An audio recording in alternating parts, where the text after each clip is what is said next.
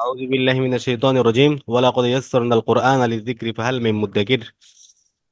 আল্লাহ পাক বলতেছেন যে আমি কোরআনকে অনেক সহজ করে সৃষ্টি করেছি, যারা চায় তারা যাতে বা যারা কোরআন শরীফ বুঝে তারা যাতে কোরআন শরীফ থেকে উপদেশ গ্রহণ করে।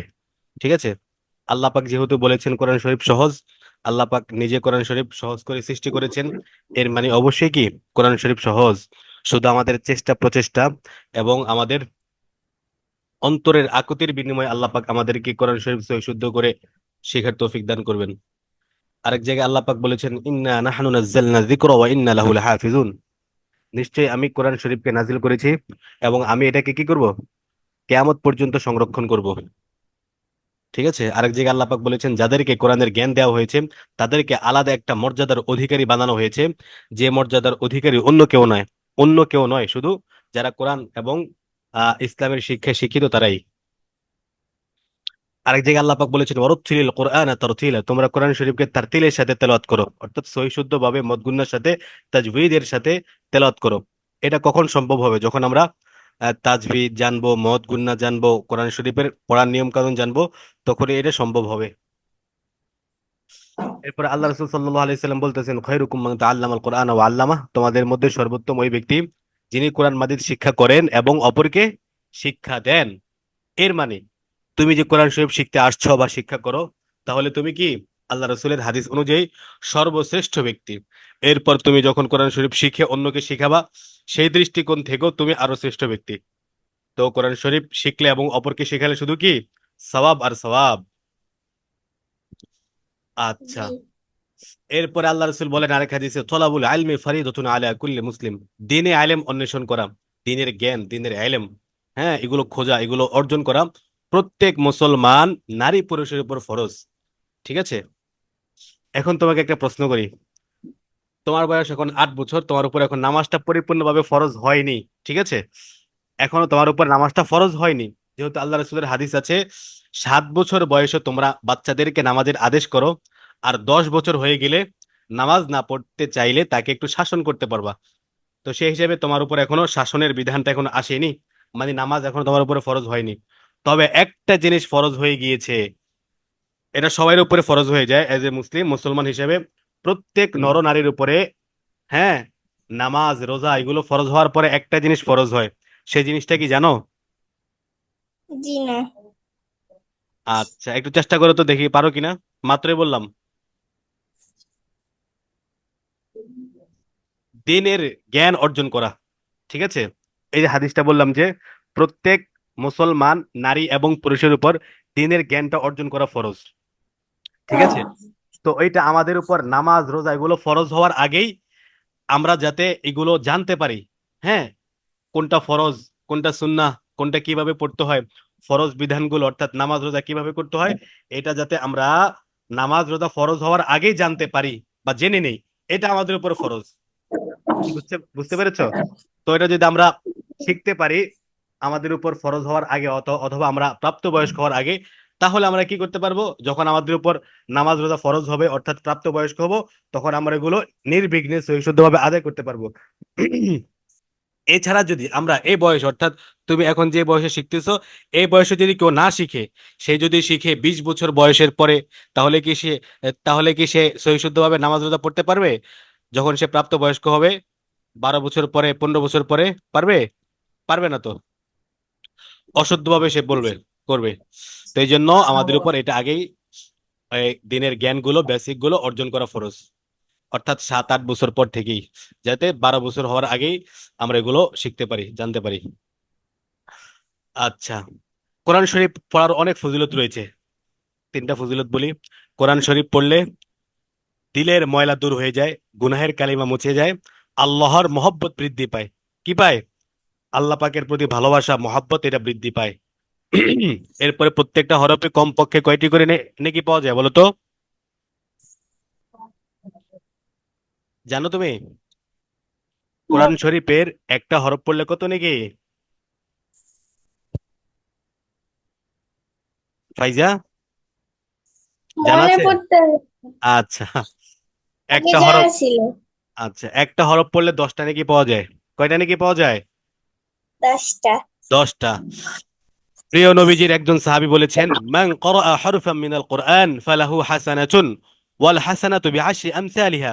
যে ব্যক্তি কোরআনের একটি অক্ষর পড়বে, আল্লাহ পাক তাকে 10টি নেকি দিবেন। এরপরে তিনি বলতেছেন, লা আকুলু আলিফ লাম মিম হারফুন, আমি বলছি না আলিফ লাম মিম একটি হরফ, বাল আলিফুন হারফুন ওয়া লামুন হারফুন ওয়া মিমুন হারফুন, বরং আলিফ একটি হরফ, লাম একটি হরফ, মিম একটি হরফ। এখন তোমার কাছে আমার প্রশ্ন হলো, তুমি যদি পড়ো আলিফ লাম মিম, তাহলে তুমি কত নেকি পাইবা ফাইজা? 30। 30 থেকে, মাশাআল্লাহ। অর্থাৎ আলিফ লাম মিম এখানে হরফ রয়েছে কয়টা? 3টা। 300। আলিফ একটা, লাম একটা, মিম একটা। তো এরকম যত পড়বা ততই নেকি। ঠিক আছে। এর বিপরীতে আমরা যদি বাংলা বই পড়ি, আম পাতা জোড়া জোড়া, মারবো চাবুক চড়বো গোড়া, এতটুকু পড়লে কয় নেকি পাওয়া যায়? কিছুই না। আর যদি ইংলিশে বলি এটা, তাহলে তাহলে তো একটু নেকি পাওয়া যাবে না ইংলিশে বললে, যেহেতু ইংলিশ যেহেতু ইন্টারন্যাশনাল ল্যাঙ্গুয়েজ, তাই। ঠিক না? ইংলিশে পড়লে কি সব পাওয়া যাবে? জি না। সব পাওয়া যাবে না। অর্থাৎ বাংলা, ইংরেজি, ভূগোল, সমাজ বিজ্ঞান সবগুলো হলো কি দুনিয়ার চলার জন্য। ঠিক আছে। কিন্তু কোরআন হাদিস এবং ইসলামের জ্ঞান, এটা এমন এক শিক্ষা যেটা হলো ইহকালীন এবং পরকালীন উভয় জগতের জন্য কি উপকারী। আমাদের প্রিয় নবীজি বলেছেন একটা হাদিসে, ইদা মাতাল ইনসান, মানুষ যখন মারা যায়, ইন কতা আমালু, তখন তার সমস্ত নেক আমলের দরজা বন্ধ হয়ে যায়, ইল্লা মিন সালাস, তবে 3টি দরজা খোলা থাকে। একটা হলো মিন সদকাতিন জারিয়া, একটা হলো সদকায়ে জারিয়া, আর একটা হলো আও ইলমুন ইউনতাফাউ বিহি, উপকারী জ্ঞান, এমন জ্ঞান যেটা উপকারী, অর্থাৎ কোরআন হাদিসের জ্ঞান।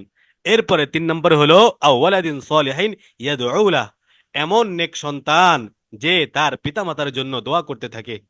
ঠিক আছে। অর্থাৎ মানুষ যখন মারা যায়, তার সমস্ত নেক আমলের দরজা বন্ধ হয়ে যায়। মানুষ যদি মারা যায়, তাহলে সে কি রোজা রাখতে পারবে? নামাজ পড়তে পারবে? জি না। দান সৎকার করতে পারবে? জি না। কিছুই করতে পারবে না।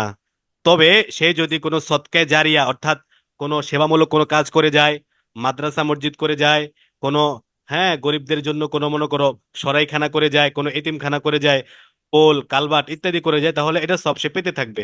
1 নম্বর। 2 নম্বর হলো সে কোরআন হাদিস শিখে গিয়েছে, সে শিখে অন্যদেরকে শিখিয়েছে, তাহলে সে সব পেতে থাকবে। 3 নম্বর হলো তোমার মতো যারা সন্তান আছে, তারা তারা তাদের পিতা মাতায়, যে তোমার আব্বু আম্মু তোমাকে মাদ্রাসায় পড়াচ্ছে, কোরআন হাদিস শিখাচ্ছে, তুমি, সবাই তো একদিন মারা যাবে না? আমাদের পিতা মাতা আমরা সবাই মারা যাব। তাহলে তুমি তো তাদের জন্য দোয়া করবা, ঠিক না? তোমার আব্বু আম্মুর জি। জন্য অবশ্যই করবা, সবাই করবে। তো এমন সন্তান, নেক সন্তান, যে তার পিতা মাতার জন্য দোয়া করে, তো পিতা মাতা মৃত্যুর পরে কবরে বসে বসে তাদের নেক আমলগুলো সবগুলো পেতে থাকবে। এছাড়া মানুষ আর কিছু পাবে না। এই জন্য কোরআন হাদিস শিক্ষা করা আমাদের জন্য কি ফরজ। জি। সর্বপ্রথম নাজিল হয় সূরাতুল সূরা, কোন সূরা? আলাক না? সূরাতুল আলাক সর্বপ্রথম নাজিল হয় কোরআন শরীফের। ইকরা বিসমি রাব্বিকাল্লাযী খলাক। ইকরা মানে কি? পড়ো। বিসমি রাব্বিকাল্লাযী খলাক, পড়ো তোমার প্রভুর নামে, যিনি তোমাকে সৃষ্টি করেছেন। ইকরা ওয়া রাব্বুকাল আকরাম, তোমার সম্মানিত প্রভুর নামে তুমি কি করো?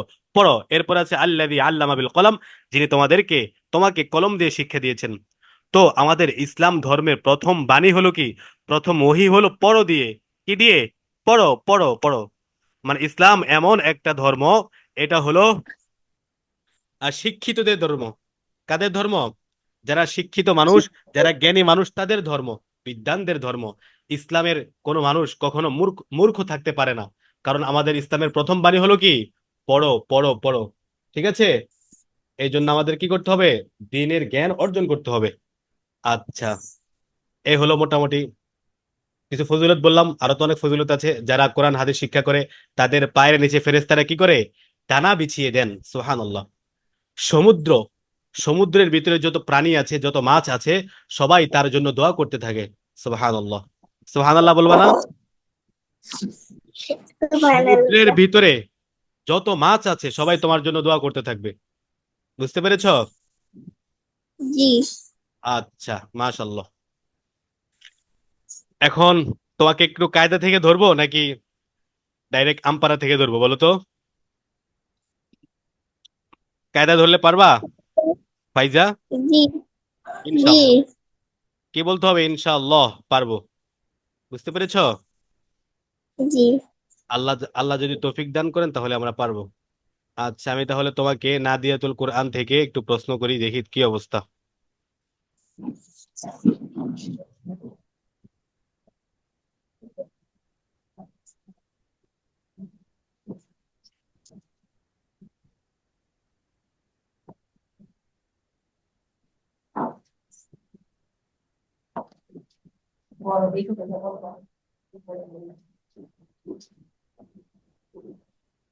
এই শব্দটা বানান করে বলো তো দেখি। ওয়ালাম জবর তল, লাম জবর লা, তল্লা, তলাম জবর তল, লাম কফ জবর ক, তল্লাক, তা তাপেস্তু, তাপেস্তু, মিম পেশ মু, মিম ওয়াও পেশ মু, হানুন, হানুন পেশ হুন, নুন জবর না, হুন্না, তল্লাক তুমু, তল্লাক তুমু হুন্না। মাশাআল্লাহ, বানানো হয়েছে, তবে কিছু ভুল হয়েছে। আচ্ছা, এই যে এ কফ, এ কফটা কিসের হরফ বলো তো ফাইজা?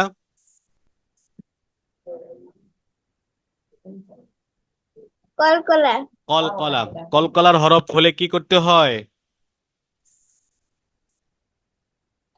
একটু ধাক্কা দিয়ে পড়তে হয়, প্রতিধ্বনি করতে করে পড়তে হয়। লাম কফ জবর লাক, লাক এভাবে পড়তে হবে, হ্যাঁ? যেটা তুমি করনি, সম্ভবত ভুলে গিয়েছো। তল্লাক, এরপরে তুমু, মিম ওয়াও পেশ মু, এখানে কি কোনো টান হবে?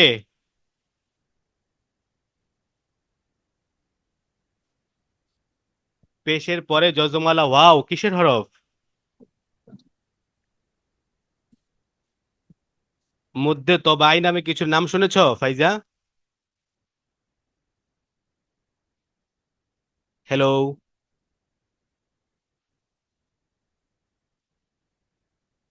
শুনতে পাচ্ছ আমার কথা?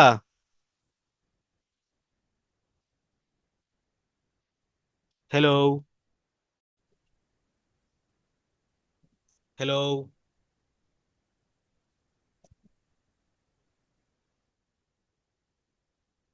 ফাইজা কি আমার কথা শুনতে পাচ্ছ?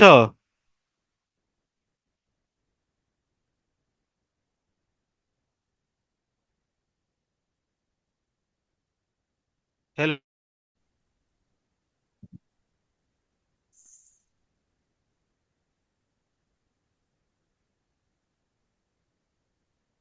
হ্যালো ফাইজা, আমার কথা শুনতে পাচ্ছ? জি হুজুর। আচ্ছা, নেটে সম্ভবত একটু প্রবলেম করতেছে। আচ্ছা, এই যে এখানে মিম ওয়াও পেশ মু, এখানে কি কোনো টান হবে?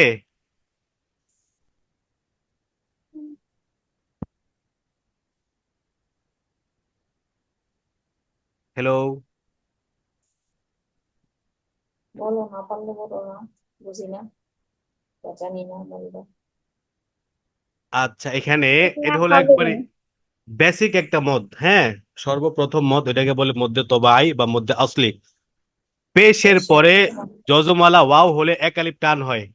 মু, যেমন বা আলিফ জবর বা এক আলিফ, বা ইয়া জের বি, জেরের পরে যজমালা ইয়া, এরপরে পেশের পরে যজমালা ওয়াও হলে এক আলিফ টেনে পড়তে হয়, যেমন বা ওয়াও পেশ ভু। তো এখানেও মিম ওয়াও পেশ মু, এক আলিফ মদ হবে, ঠিক আছে? চল্লাকতুমু, এরপরে হুন্না, হুন্না এখানে কি কোনো গুণ্য হবে ফাইজা? জি। এই গুন্নার নাম কি?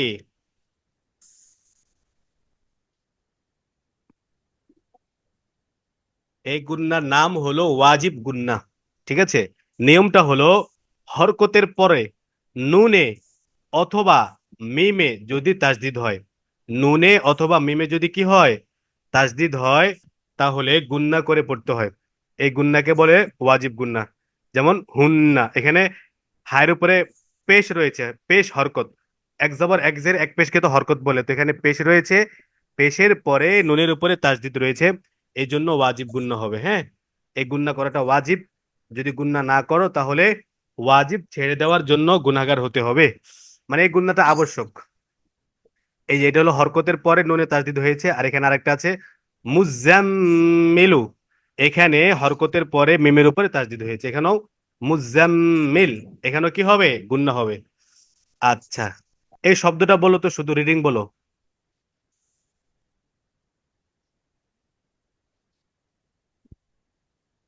ইল্লি ইল্লিউনা আইলিয়ুন। এখানে তিন আলিফ টানতে হবে না, আইলিয়ুন। তিন আলিফ টানতে হবে। কারণ কি? কারণ হলো যদি মদের হরফের পরের হরফে ওয়াকফ করতে হয়। মদের হরফ কয়টি জানো তুমি, ফাইজা? তিনটি। তিনটি। মাশাল্লাহ, কি কি বলো তো?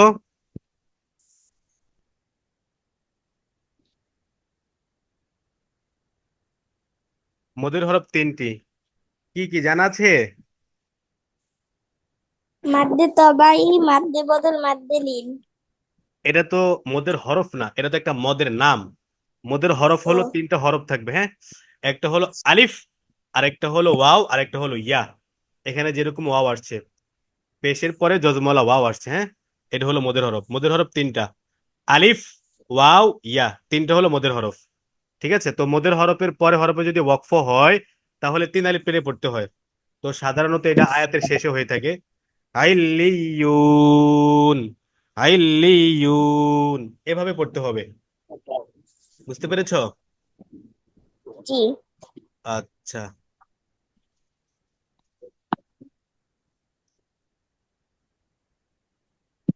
কায়দা থেকে তোমাকে আরেকটা ধরি, একটা বড় একটা লাইন ধরবো।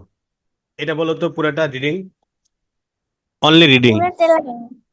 হ্যাঁ, কায়দা থেকে ধরতেছি। ফা ফা ফাইজা জাআত তিত্তাম্মাতুল কুবরা। ফাইদা জাআতিত, এটা তা না, হ্যাঁ, এটা ত হবে।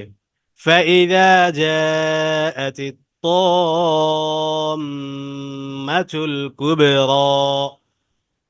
ফাইদা, এখানে দা এক আলিফ টান, যা চার আলিফ টান। ঠিক আছে, কায়দা আছে, কায়দাগুলো ইনশাল্লাহ আমরা ক্লাসে শিখবো। এরপরে তম্মা, এখানেও কি চার আলিফ টান। কুবরা, এখানে এক আলিফ টান, তিন আলিফও টানা যায়। ঠিক আছে, এরপরে তম্মা, এখানে আবার ওয়াজিব গুন্না হয়েছে। তোমার হয়েছে মাশাল্লাহ, শুধু টান, টানে একটু সমস্যা হয়েছে, আর এখানে একটা হরফের উচ্চারণে একটু সমস্যা হয়েছে। আশা করি তুমি যদি আরেকবার রিভিশন দাও মদ গুন্না বা তাজবিদের সহিত, তাহলে তোমার আরো সুন্দর হয়ে যাবে। অথবা আমপারাকে যদি আবার কায়দা কানুনের সাথে শুরু করো পড়ো, তাহলে ইনশাল্লাহ সুন্দর হবে। বুঝছো? তাহলে ইনশাল্লাহ আশা করি এই সমস্যাটা জি। থাকবে না। হ্যাঁ। আচ্ছা, এরপরে তুমি কোন সূরা পারো মুখস্থ পড়তে? জি। কয়টা সূরা পারো?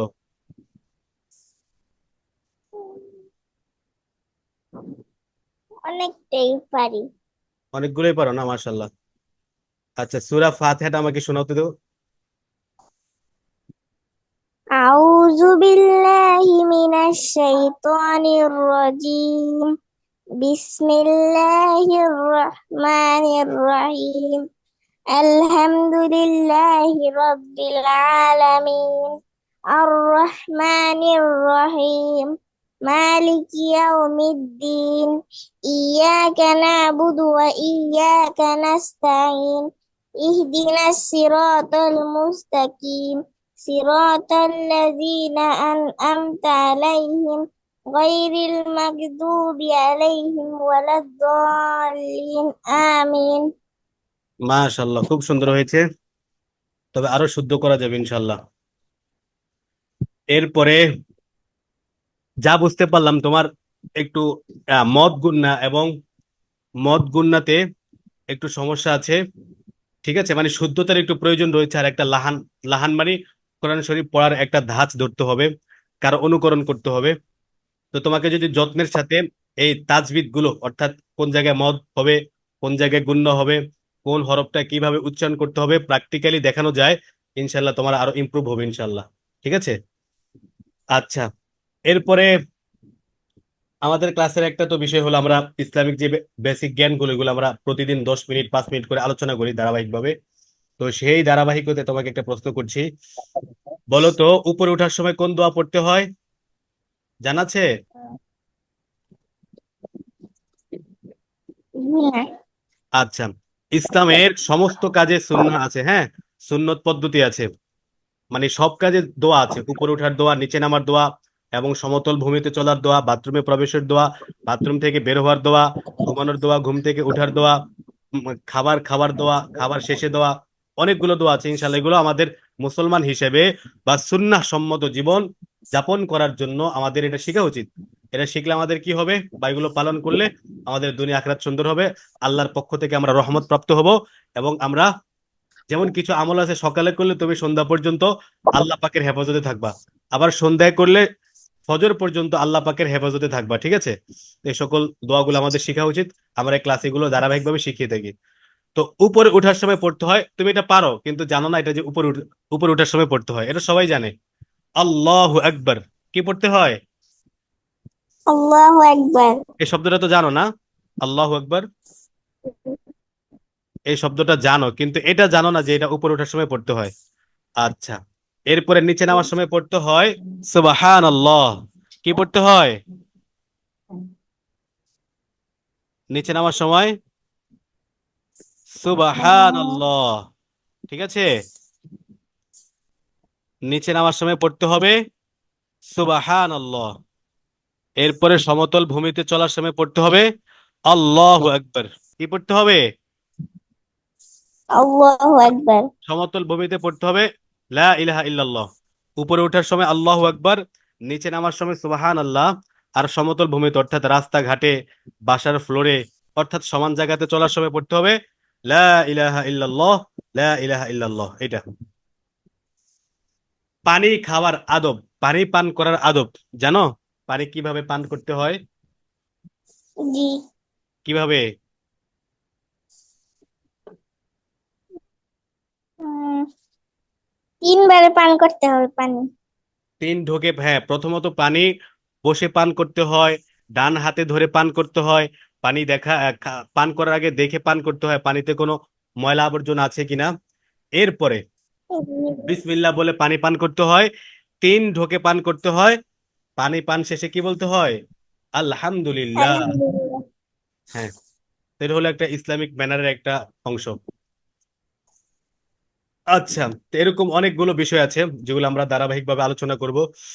একটা, মানে ইসলাম সম্মত সুন্নাহ সম্মত জীবন যাপনের জন্য একটা আদব, মানে একটা আদবওয়ালা জীবন যাপন করার জন্য বড়দেরকে শ্রদ্ধা, ছোটদেরকে স্নেহ, এরকম একটা ইসলামিক শিষ্টাচারমূলক আচার বিধি কিভাবে অর্জন করা যায়, সেই সকল শিক্ষা আমরা আমাদের ক্লাসে ইনশাল্লাহ দেওয়ার চেষ্টা করব। ঠিক আছে।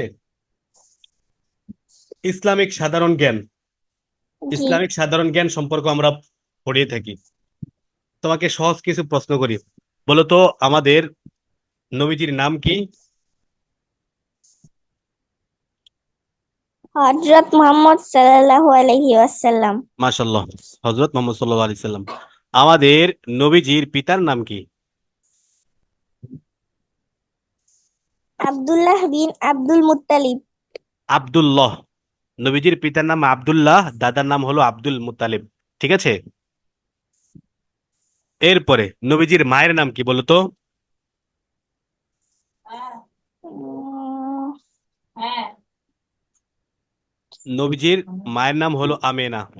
ঠিক আছে। নবীজিকে দুধ পান করিয়েছেন আরেকজন, তার নাম জানো? নবীজির দুধ মায়ের নাম হালিমাতুস সাদিয়া। হালিমাতুস সাদিয়া রাদিয়াল্লাহু তাআলা আনহা। মাশাআল্লাহ। এরপরে নবীজির চাচার নাম কি? উম,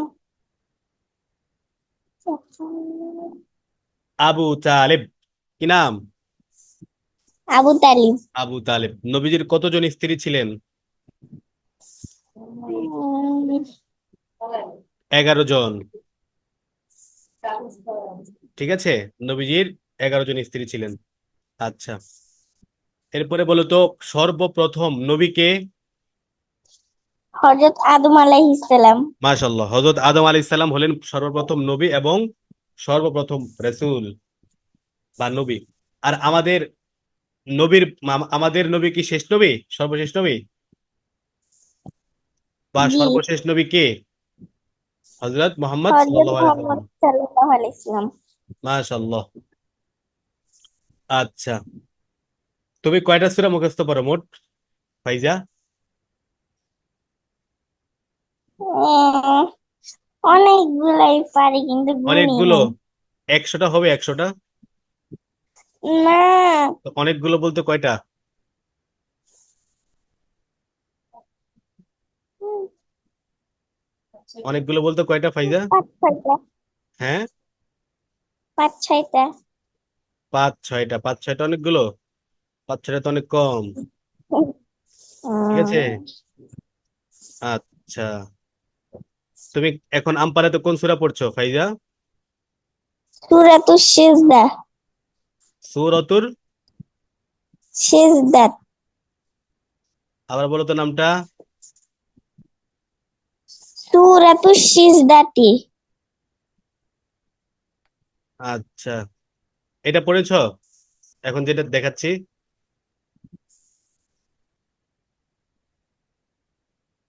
সূরা ফাজর, এটা হলো সূরাতুল গাশিয়া। গাশিয়া পড়েছো? গসিয়া অনেক আগে পড়ছিলাম। আচ্ছা, পড়েছো তো। এখান থেকে বলো তো কয়েকটা আয়াত। উজু হুই ইয়াউমা ইয়াউমা ইজিন না ইমাতুন ইমাতু। ওয়াকফ করে পড়ো, ওয়াকফ করে। কোরআন শরীফ ওয়াকফ করে পড়তে হয় না, এগুলো হলো ওয়াকফ, মানে থামতে হবে এখানে।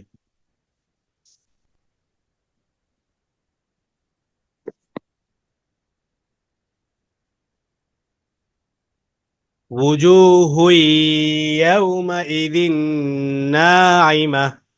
নাঈমাতুন না বলে কি বলতে হবে? নাঈমা। ওয়াকফ অবস্থায় গোলতা কি হয়ে যায়? হা হয়ে যায়, এটা জানো? ওয়াকফ অবস্থায় এই গোলতাটা হা হয়ে যাবে, না আইমা হয়ে যাবে। আর এখানে গুণ্য হবে ওজু হুই, এখানে গুণ্য হবে। এই গুণ্যটার নাম হলো ইদগমে বাগুন্না। ইদগমে বাগুন্নার নাম শুনেছো? না।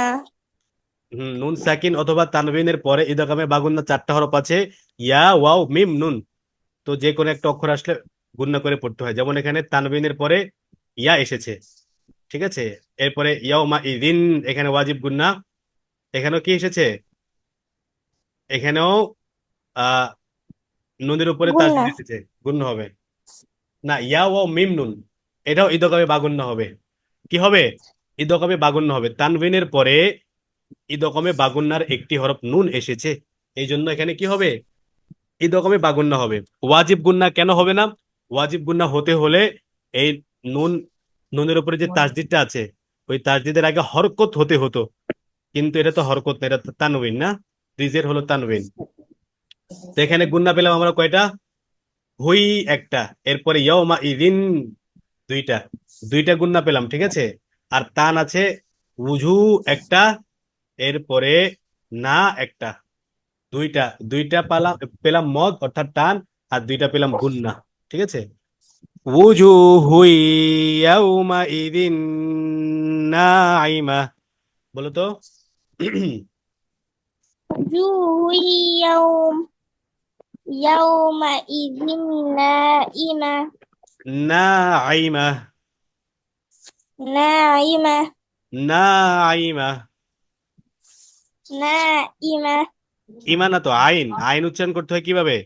হলক অথবা কণ্ঠনালীর মাঝখান থেকে, বুঝছো? কণ্ঠনালীর মাঝখান থেকে আইন উচ্চারণ করতে হয়। উজুহু ইয়াউমাইযিন নাইমা। وجوه يومئذ ناعمة. নাইমা, হ্যাঁ। এই যে